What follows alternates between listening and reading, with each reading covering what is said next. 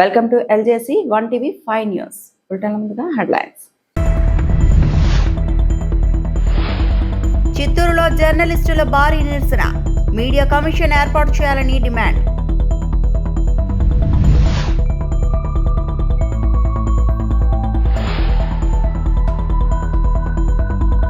DSC అక్రమాలపై CBI విచారణ జరపాలి, మాజీ మంత్రి పేర్ని నాని.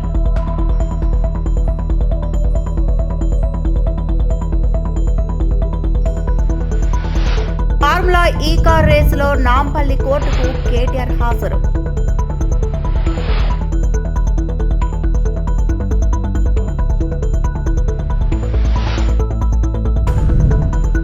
భద్రాచలం వద్ద పెరుగుతున్న గోదావరి ఉధృతి.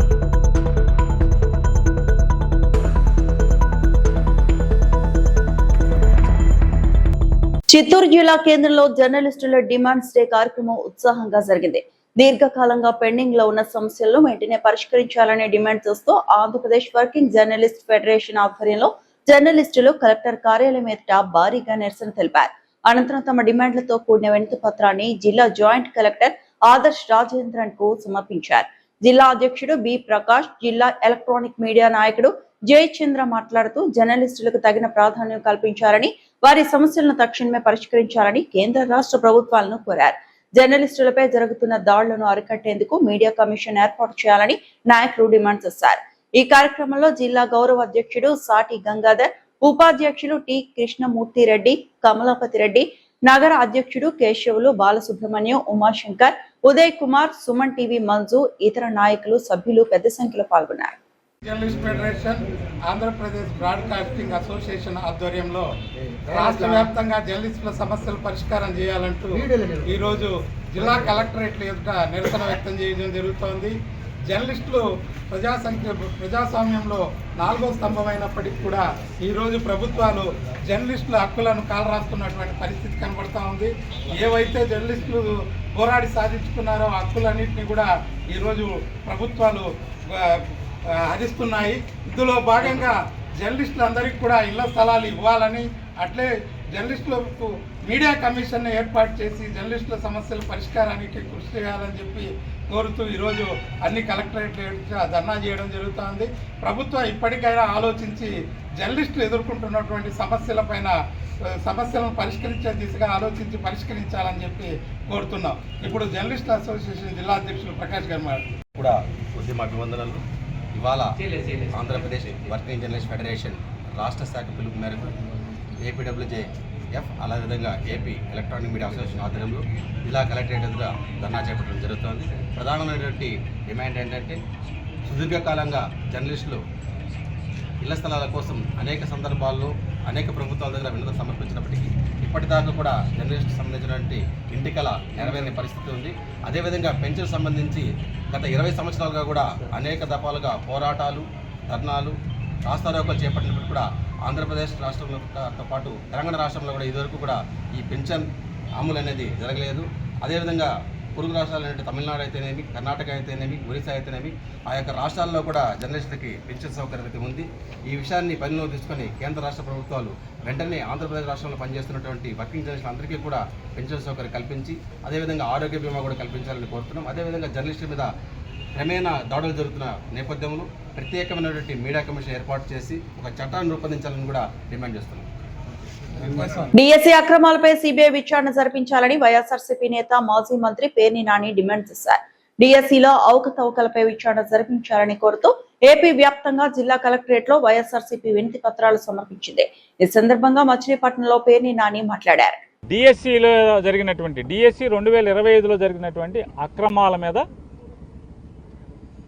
ఏమేం తప్పులు జరిగినాయి, దాని మీద సిబిఐ విచారణ చేయించాలి ప్రభుత్వం. దోషుల్ని లేదా దొడ్డి మార్గంలో డబ్బులతో లేదా రాజకీయ ఉద్యోగాలు పొందినటువంటి ఎవరెవరైతే ఉన్నారో 16,000 మంది మేము దొంగలని చెప్పట్లేదు. టీచర్ ఉద్యోగాలు పొందిన వాళ్ళందరూ నిజమైన నిజాయితీతో చదువుకున్నటువంటి టీచర్లతో పాటు దొంగలు కూడా దూరారు. దొంగ టీచర్లు కూడా వచ్చారు. ఈ 16,000 మందిలో ఈ 16,000 మంది గుంపులో లోకేష్ చేత తొయ్యబడి, లోకేష్ చేత టోకెన్లు తీసుకోబడి ఈ 16,000 మందిలో దొంగ టీచర్లు కూడా వచ్చారు. దొంగతనంగా వచ్చిన వాళ్ళు, సర్టిఫికెట్లు లేకుండా వచ్చిన వాళ్ళు, చదువు లేకుండా వచ్చిన వాళ్ళు, అర్హత లేకుండా వచ్చిన వాళ్ళు మరి సమానంగా ఎట్లా అవుతారు? బాగా చదువుకుని కష్టపడి పేదరికాన్ని అధిగమించి ప్రతికూల పరిస్థితులను అధిగమించి డిగ్రీలు చదివి, బీఈడీలు చదివి, లేదా టీచర్ ట్రైనింగ్ కోర్సులు చదివి, మెరిట్లో చదివి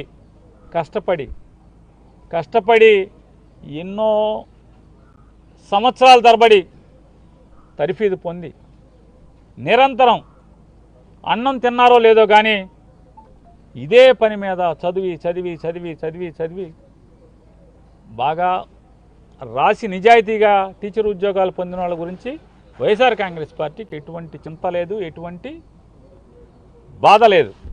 కానీ ఈ కష్టపడి చదివి ఉద్యోగాల్లోకి వచ్చినటువంటి అర్హత గల టీచర్లతో పాటుగా అర్హత లేని దొంగ టీచర్లు లోకేష్ నాయకత్వంలో లోకేష్ చేత రికమెండ్ చేయబడి వచ్చారనేదే డబ్బుతోనో లేదా పార్టీ ముద్ర మీదో పార్టీ పచ్చబిళ్ళన్నోళ్ళు లోపలికి వచ్చారు అనేది వైఎస్ఆర్ కాంగ్రెస్ పార్టీ యొక్క ఆధారాలతో కూడినటువంటి అనేక సందేహాలని ప్రజల తరపున ప్రభుత్వాన్ని ప్రశ్నించడం జరిగింది.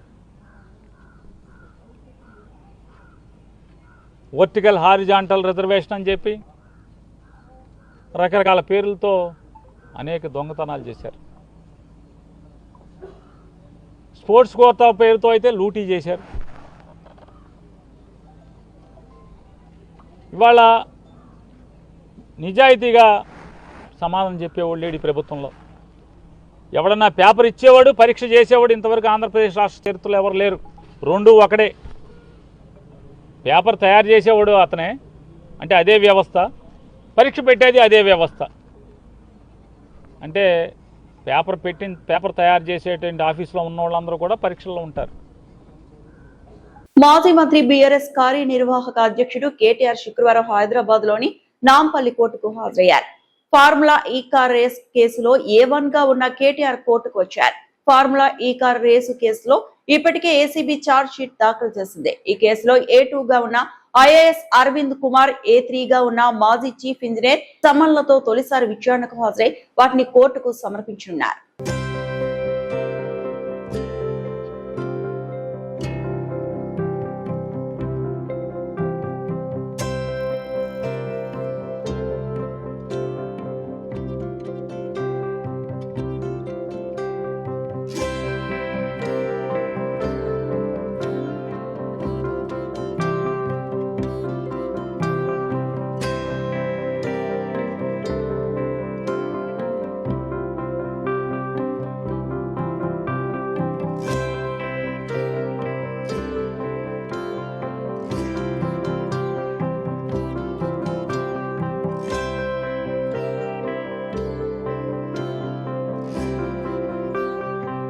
ఎగువ నుంచి వస్తున్న వరదతో భద్రాచలం వద్ద గోదావరిలో నీటి మట్టం క్రమంగా పెరుగుతోంది.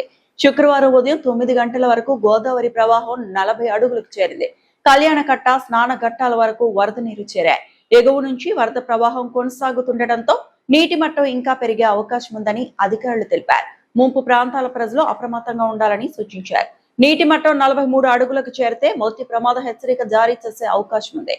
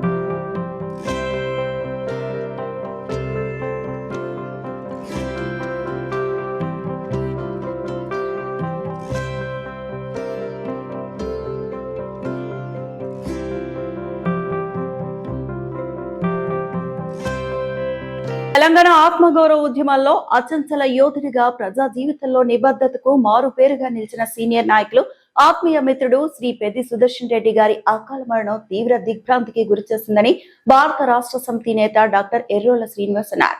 తెలంగాణ ఉద్యమం కోసం పెద్ది సుదర్శన్ రెడ్డి చేసిన త్యాగం, ప్రజల పట్ల ఆయనకున్న ప్రేమ, సహచరుల పట్ల ఆప్యాయత, రాజకీయ విలువల పట్ల ఆయనకున్న అంకితభావం ఎన్నటికీ మరువలేనివని పేర్కొన్నారు. ఎన్నో ఒడిదుడుకులు ఎదురైనా తెలంగాణ ప్రజల పక్షాన నిబ్బరంగా నిలిచిన ఆయన సేవలు అందరికీ ఆదర్శప్రాయమని అన్నారు. పెద్ది సుదర్శన్ రెడ్డి మరణంతో తాను ఆత్మీయ మిత్రుడిని, తెలంగాణ ఓ ఉద్యమ యోధుడిని, ప్రజా రాజకీయాలు ఓ నిస్వార్థ నాయకుడిని కోల్పోయాయని ఆవేదన వ్యక్తం చేశారు. వారి కుటుంబ సభ్యులకు ప్రగాఢ సానుభూతి తెలియజేస్తూ ఈ విషాదాన్ని భరించి మనోధైర్యాన్ని భగవంతుడు ప్రార్థించారు. పెద్ది సుదర్శన్ రెడ్డి గారి ఆశయాలు, సేవలు స్ఫూర్తి తరతరాలకు మార్గదర్శకంగా నిలుస్తాయని డాక్టర్ ఎర్రోళ్ల శ్రీనివాస్ తెలిపారు. భావపూర్వక నివాళులు. ఓం శాంతి.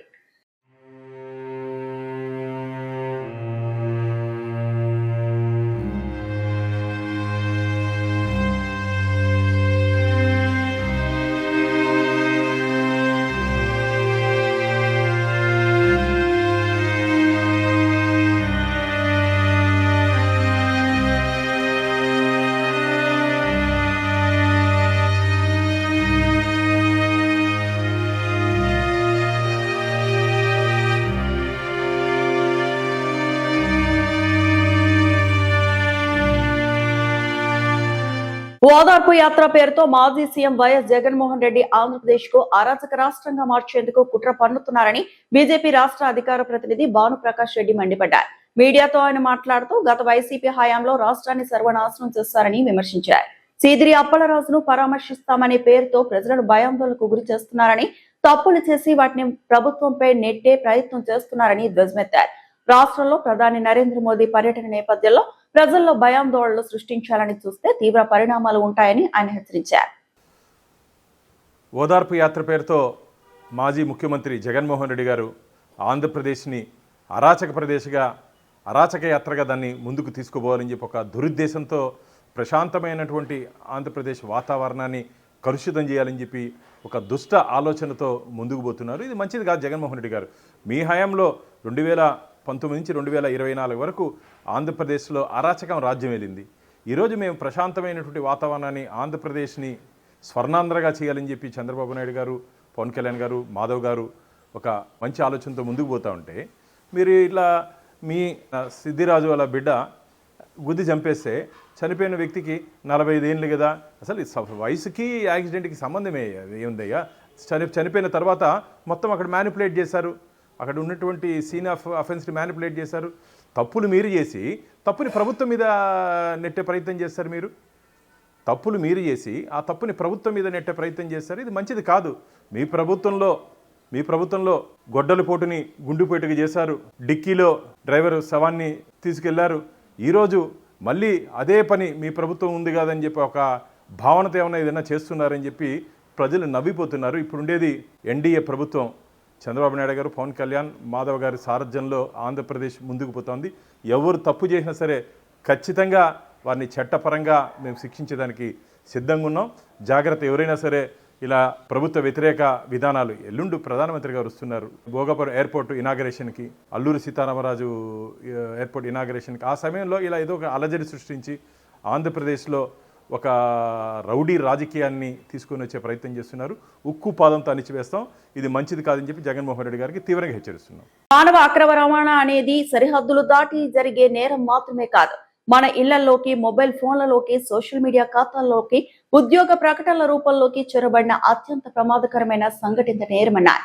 ఆంధ్రప్రదేశ్ బాలల హక్కుల పరిరక్షణ కమిషన్ చైర్పర్సన్ వేటుకూరి సూర్యనారాయణరాజు అక్రమ రవాణా ముఠాల లక్ష్యం ఇప్పుడు మన బాల బాలికలే, ప్రతి కుటుంబం అప్రమత్తంగా ఉండాలని పిలుపునిచ్చారు. ప్రపంచ మానవ అక్రమ రవాణా వ్యతిరేక దినోత్సవం సందర్భంగా ఆంధ్రప్రదేశ్ బాలల హక్కుల పరిరక్షణ కమిషన్ హెల్ప్ సంస్థ సంయుక్త ఆధ్వర్యంలో విజయవాడ ప్రెస్ క్లబ్ లో నిర్వహించిన అవగాహన కార్యక్రమంలో ఆయన మాట్లాడుతూ, మన పిల్లల కలలు, యువత భవిష్యత్తు, కుటుంబాల విశ్వాసాన్ని లక్ష్యంగా చేసుకున్న ఈ ముఠాలను ఎదుర్కోవాలంటే ప్రతి ఒక్కరూ అప్రమత్తంగా ఉండాలన్నారు. ఒక చిన్నారిని లేదా యువకుడిని అక్రమ రవాణా నుంచి రక్షించడం అంటే ఒక జీవితాన్ని, ఒక కుటుంబాన్ని, ఒక భవిష్యత్తును కాపాడినట్టే అని తెలిపారు. ఈ సందర్భంగా హెల్ప్ సంస్థ మరియు ఆంధ్రప్రదేశ్ రాష్ట్ర బాలల హక్కుల పరిరక్షణ కమిషన్ సంయుక్తంగా మానవ అక్రమ రవాణాపై రూపొందించిన గోడ పత్రికను commission chairperson Vetukuri Suryanarayana Raju, commission సభ్యులతో పాటు హెల్ప్ కార్యదర్శి నిమ్మరాజు, రామ్మోహన్ సంయుక్తంగా ఆవిష్కరించారు. అక్రమ రవాణా వ్యతిరేక దినోత్సవంగా మనం ప్రతి సంవత్సరం జరుపుకుంటాం. దానిలో భాగంగా ప్రతి సంవత్సరం ఒక టీముని అనుకుని దానికోసం సంవత్సరం అంతా ప్రయత్నం చేస్తాం. దానిలో భాగంగా ఈరోజు ఆంధ్రప్రదేశ్ రాష్ట్ర బాలల హక్కుల కమిషన్ మరియు ఎల్ప్ స్వచ్ఛంద సంస్థ సంయుక్తంగా ఈ కార్యక్రమాన్ని నిర్వహించడం జరిగింది.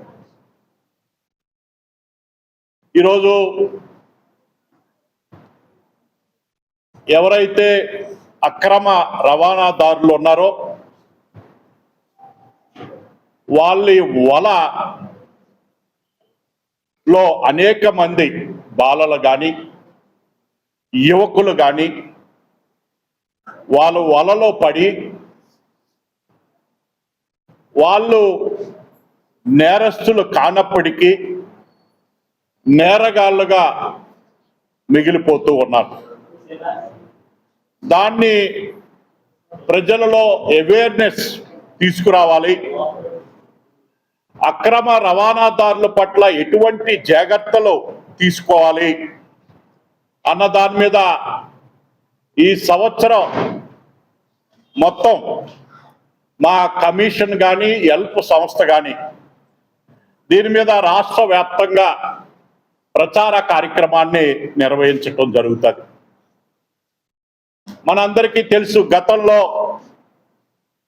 సరిహద్దులు దాటి ఉండేది, కానీ ఈరోజు అక్రమ రవాణా మన ఇంటి వద్దకు అలాగే సెల్ ఫోన్ల ద్వారా మన కుటుంబం దగ్గరికి చేరటం జరిగింది. అమాయక బాలలు కానీ యువకులు కానీ వాళ్ళని టార్గెట్ చేసుకుని ఏదైతే ఈ అక్రమ రవాణాదారులు ఉన్నారో వీరు నకిలీ ఉద్యోగ ప్రకటనల ద్వారా కానీ సోషల్ మీడియా ద్వారా యువతను ఆకర్షించే ఆలోచనతో కానీ మోసపూరిత ప్రేమ వలలో తీసుకురావటంలో కానీ భారతీయ జనతా పార్టీ తమ పార్టీని బలోపేతం చేసే లక్ష్యంతో విజయవాడ సెంట్రల్ నియోజకవర్గంలో ఎస్ఐఆర్ సమావేశాలను నిర్వహిస్తోంది. ఈ సమావేశంలో పార్టీ కార్యకర్తలకు దిశానిర్దేశం చేయడానికి, రాబోయే కాలంలో పార్టీ కార్యకలాపాలను మెరుగుపరచడానికి ఉద్దేశించబడిందన్నారు. ఉద్దేశించబడ్డాయన్నారు జిల్లా అధ్యక్షులు అడ్డూరి శ్రీరామ్. పార్టీ బలోపేతంతో పాటు ప్రజాస్వామ్యాన్ని బలోపేతం చేయడానికి ఓట్లను నమోదు చేసుకోవాలని బీజేపీ నాయకులు పిలుపునిచ్చారు. ఈ రోజు విజయవాడ సింగ్ నగర్ లో జరిగిన ఎస్ఐఆర్ BLA2 కార్యక్రమంలో ముఖ్య అతిథిగా పాల్గొన్నారు. ఈ సందర్భంగా ఆయన మాట్లాడుతూ రాష్ట్రంలో పారదర్శకమైన ఓటర్ల జాబితాను తయారు చేయడమే ఎస్ఐఆర్ లక్ష్యమని, అక్రమ చొరబాటుదారులను తరిమి కొట్టడమే ఎస్ఐఆర్ లక్ష్యమని తెలిపారు. అయితే ఎస్ఐఆర్ ద్వారా ఓట్ల తొలగింపుతో బీజేపీ ఎన్నికల్లో లబ్ధి పొందుతుందని కాంగ్రెస్ నాయకులు ఆరోపించారు. ఎస్ఐఆర్ పై బ్లాక్లను అవగాహన కల్పించడానికి సదస్సులు నిర్వహిస్తున్నా అన్నారు. వెంకటనాథరెడ్డి BLA1 సెంట్రల్ నియోజకవర్గం కన్వీనర్. ఈరోజు మా పెద్దలు శ్రీ అడ్డూరి శ్రీరామ్ గారు ఇందాక వివరం అంతా చెప్పారు.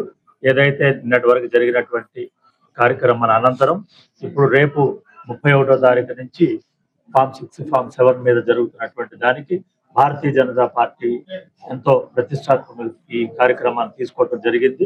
తద్వారా ఈ యొక్క కార్యక్రమంలో మా ఒక్క BLO2లు, మా భారతీయ జనతా పార్టీ కార్యకర్తలు, పెద్దలందరూ కూడా ప్రతి ఇంటింటికి వెళ్ళి ఏదైతే నిజంగా ఈ యొక్క ఓటర్ నమోదు సక్రమంగా జరుగుతుందో లేదనేటువంటి భావన వాళ్ళలో ఎటువంటి అపోహాలకు తావు లేకుండా ఈ యొక్క కార్యక్రమాన్ని చేసుకోవడానికి గాను ఇక్కడటువంటి వర్క్ షాప్ జరుగుతుంది. ఆ ఫామ్స్ ఎట్లా ఫిల్అప్ చేయాలి, ఒక ఓటర్కి ఏ విధంగా దాన్ని అందజేయాలనే దాని మీద ఇది నాట్ ఓన్లీ ఆంధ్రప్రదేశ్, ఎంటైర్ భారతదేశ వ్యాప్తంగా జరుగుతుంది. ఆ కార్యక్రమం నిమిత్తం ఈ రోజు మేము ఇక్కడ విజయవాడ సెంట్రల్ అసెంబ్లీ కాన్స్టిట్యున్సీలో ఈ యొక్క కార్యక్రమం జరుగుతుంది. ఈ అనంతరం మా వాళ్ళకి దీని మీద ఒక అవగాహన సదస్సు నిర్వర్తించుకుంటున్నాం. పశ్చిమ గోదావరి జిల్లా ఆచంట మండలం ఆచంట వేమవరం గ్రామంలో వెలిసిన శ్రీ కనకదుర్గ అమ్మవారు భక్తులకు శాకంబరీదేవి అలంకరణలో దివ్య దర్శనమిచ్చారు.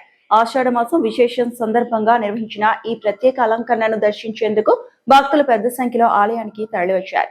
గురువారం సాయంత్రం నుండే ఆలయ అర్చకులు మరియు నిర్వాహకులు అమ్మవారిని వివిధ రకాల కూరగాయలు, ఆకుకూళ్లతో అత్యంత వైభవంగా అలంకరించారు. శుక్రవారం ఉదయం మంత్రోచ్చారణల నడుమ శ్రీ చక్ర అభిషేకం, ప్రత్యేక పూజలు ఘనంగా నిర్వహించారు. అనంతరం శాకంబరి అవతారంలో అలంకరించిన అమ్మవారిని భక్తులకు దర్శనమిచ్చారు. కూరగాయలతో చేసిన ఈ ప్రత్యేక అలంకరణ భక్తులను ఎంతగానో ఆకట్టుకుంది. ఆలయ ప్రాంగణం భక్తులతో కిటకిటలాడగా అమ్మవారి నామస్మరణతో ఆధ్యాత్మిక వాతావరణం నెలకొంది. పురాణాల ప్రకారం శాకంబరీదేవి భూమిపై కరువు నివారణ కోసం అవతరించి ప్రజలకు ఆహారాన్ని అందించిందని విశ్వసిస్తారు. అందుకే అమ్మవారిని కూరగాయలు, ఆకుకూళ్లతో అలంకరించి ప్రత్యేక పూజలు నిర్వహించడం ఆనవాయితీగా కొనసాగుతోంది. ఈ సందర్భంగా భక్తులు అమ్మవారిని దర్శించుకుని ప్రత్యేక అర్చనలు నిర్వహించారు. తమ కుటుంబాలకు ఆరోగ్యాలు, సుఖ సంతోషాలు కలగాలని, రాష్ట్రం సస్యశ్యామలంగా ఉండాలని అమ్మవారిని ప్రార్థించారు.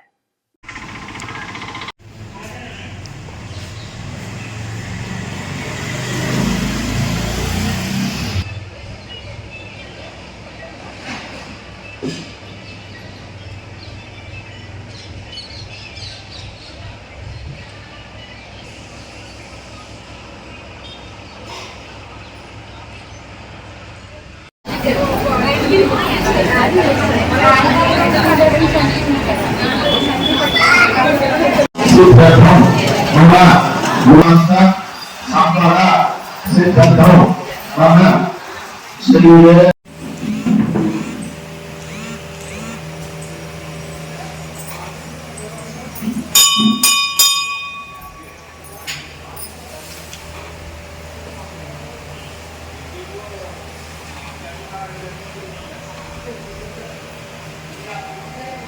हवामहे कविं कवीनामुपमस्रवस्त्रभं ज्येष्ठराजं ब्रह्मणां ब्रह्मणस्पदान शृण्वन्नोतिभिश्चेदसादनं श्रीमहागणपते नमो नमः।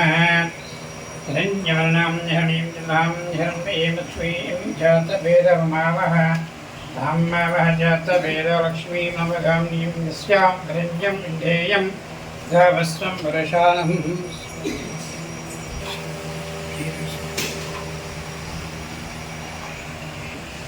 మన దేవిగా అలంకరణ చేయడం జరిగింది. ఉదయాన్నే శ్రీచక్ర అభిషేకం చేసి అమ్మవారి దర్శనానికి భక్తులు వచ్చి పూజ చేసుకుని వెళ్ళడం జరిగింది. ప్రతి సంవత్సరం ఆషాఢంలో గురువారం రాత్రి అలంకరణ చేసి శుక్రవారం ఉదయం శ్రీచక్రానికి అభిషేకం చేసి అమ్మవారి దర్శనాలు చూపిస్తాం. భక్తులందరూ వచ్చి దర్శనం చేసుకుంటూ ఉంటారు, అమ్మవారి అనుగ్రహం పొందుతూ ఉంటారు. సర్వే జనా సుఖినో భవంతు. శ్రీ దుర్గాదేవత అనుగ్రహ ప్రసాదం. ఆనమయ జిల్లా పొంగనూరులో ప్రతిపాదిత యుఏఈ ఫుడ్ ప్రాసెసింగ్ క్లస్టర్ ను వెంటనే ప్రారంభించాలని కోరుతూ సామాజిక కార్యకర్త ఆయుబ్ ఖాన్ ఆధ్వర్యంలో ఎంసీవీ డిగ్రీ కళాశాల విద్యార్థులు గురువారం పొంగనూరు తహసీల్దార్ కార్యాలయం వద్ద ర్యాలీ నిర్వహించారు. ఈ సందర్భంగా ఆయుబ్ ఖాన్ మాట్లాడుతూ పొంగనూరు నియోజకవర్గంలో యుఏఈ ఫుడ్ ప్రాసెసింగ్ క్లస్టర్ సాధన సమితిని ఏర్పాటు చేసి యువతకు ఉపాధి అవకాశాలు కల్పించే దిశగా ప్రభుత్వం తక్షణ చర్యలు తీసుకోవాలని విజ్ఞప్తి చేశారు. అనంతరం పొంగనూరు తహసీల్దార్ కార్యాలయం ద్వారా జిల్లా కలెక్టర్ తో పాటు ముఖ్యమంత్రి కార్యాలయానికి వినతి పత్రం అందజేశారు.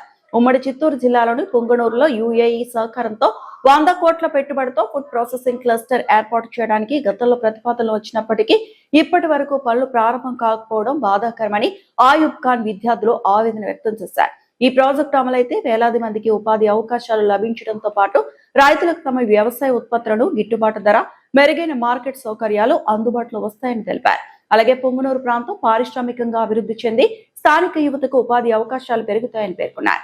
ఈ ర్యాలీలో సామాజికవేత్త నరసింహులు, ఉపాధ్యాయులు, ఎంసీవీ డిగ్రీ కాలేజ్ విద్యార్థులు పాల్గొన్నారు.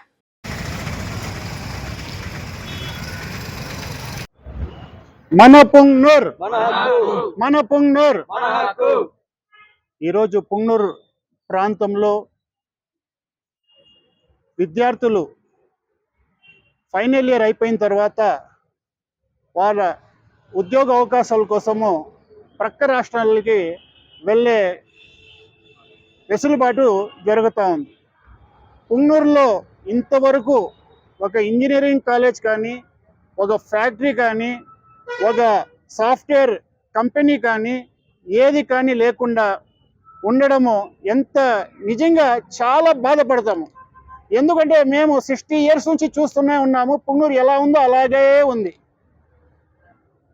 మొన్న UAE అంటే యునైటెడ్ అరబ్ ఎమిరేట్స్ ఆధ్వర్యంలో చిత్తూరు జిల్లాలో గంగాధర్ నెల్లూరులో 100 కోట్లతో ఒక ఫుడ్ ప్రాసెసింగ్ క్లస్టర్ ఏర్పాటు చేస్తున్నారు. నేను ముఖ్యమంత్రి గారికి విజ్ఞప్తి చేయడం ఏమిటంటే, ఇక్కడ కూడా రైతులు ఉన్నారు, పంటలు పండిస్తున్నారు. టమాటాకి ప్రసిద్ధి గాంచినది, చింతకాయకి ప్రసిద్ధి గాంచినది, నెక్స్ట్ మామిడికాయలకు ప్రసిద్ధి గాంచినది. వీళ్ళ రైతులకు మనం ఇక్కడ ఒక ఫుడ్ ప్రాసెసింగ్ క్లస్టర్ ఏర్పాటు చేస్తే వారికి ఉపాధి అవకాశం కల్పించినట్లు అవుతుంది. కాబట్టి దయచేసి ముఖ్యమంత్రి గారికి పుంగనూరు మీద ఒక కన్ను వేయండి, పుంగనూరుని అభివృద్ధి చెందే విధంగా మీరు ప్రయత్నం చేయండి. ఇక్కడ నాయకత్వం లేని కారణంగా చాలా వరకు మనము వెనుకబడిపోతున్నాము, రోడ్లు సరిగా లేవు. ఈ వార్తలు ఇంతటితో సమాప్తం.